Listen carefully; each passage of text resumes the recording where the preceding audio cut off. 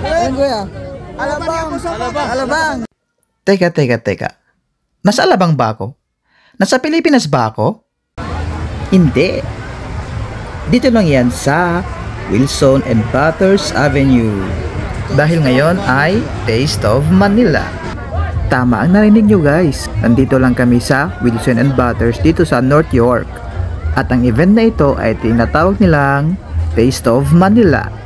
At ito ay every year na nilang ginagawa dito sa Toronto.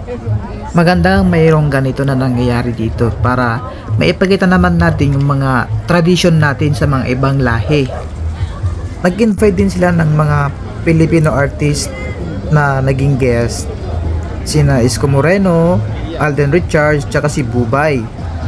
At dito kami bumili ng kikiam, kwek-kwek, isaw, turon, palamig syempre. At yan may balot pa oh.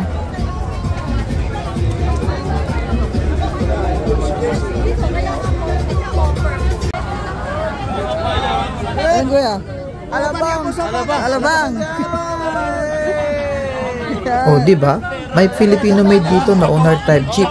San ka pa? Astig.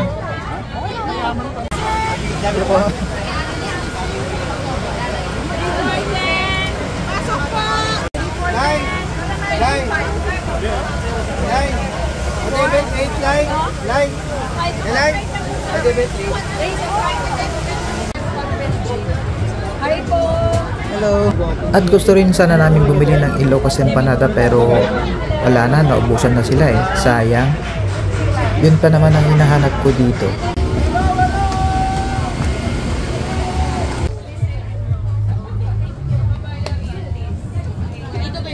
Craving satisfied na naman. At ayan guys, maraming salamat sa panonood. Paalam!